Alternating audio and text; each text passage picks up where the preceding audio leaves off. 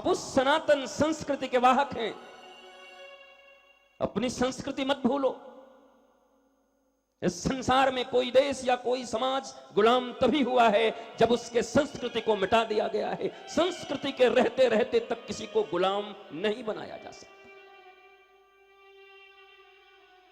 अफसोस है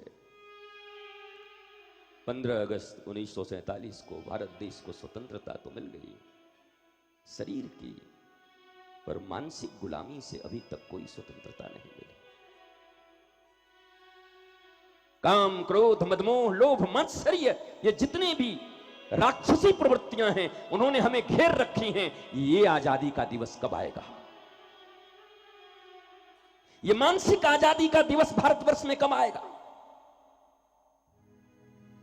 तन से स्वतंत्र और मन से गुलाम लोग न स्वयं का भला कर सकते हैं, न स्वयं आनंद में रह सकते हैं, न किसी और को आनंद दे सकते हैं। क्योंकि तुम्हारे दुकान में जो वस्तु होगी तुम वही तो बांट सकते हो।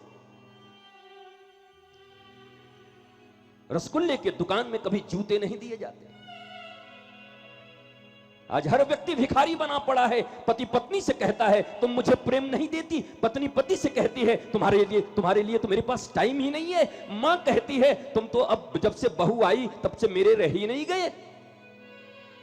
पुत्र, पिता, मित्र, समाज के सब लोग एक दूसरे से भिखारियों की तरह हाथ फैला के कह रहे हैं मुझे प्रेम दो, मुझे प्रेम दो, लव दो, लव दो, I want love, nothing else. और बेचैनी है चारों तरफ और सब परेशान हैं, सब मांगते एक दूसरे से, पर जो चीज तुम्हारे पास है ही नहीं वो तुम दे कहां से सकते? क्योंकि तुम्हारे भीतर भरी है कामना, डिजायर्स, मतलब की यारी। जीवन का उद्देश्य ही गलत बना लिया।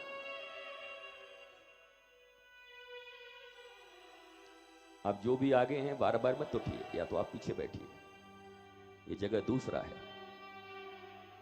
मैं 5 लोगों के साथ कर लूंगा पूरा उत्सव, पर आई डोंट लाइक दिस।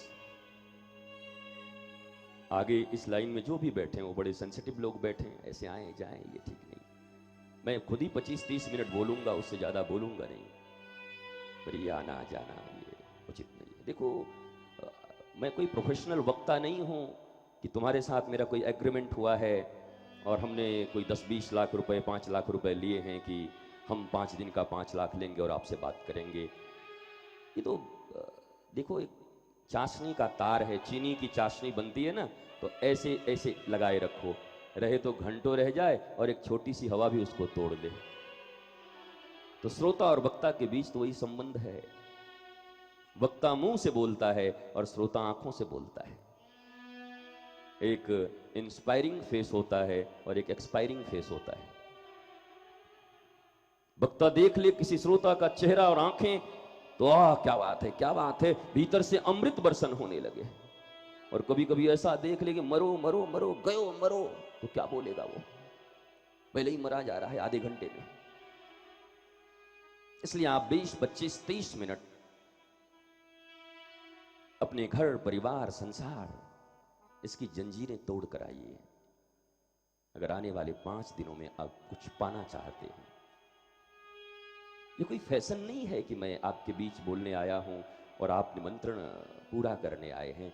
मैंने अभी शुरू में कहा, अवसर तो सबको मिलता है, पर श्रेष्ठ वही है जो उस अवसर को सफलता में कन्वर्ट कर लेता है, उस अवसर को जीवन की ऊंचाइयों के लिए कन्वर्ट कर लेता है, परिवर्तित कर लेता है।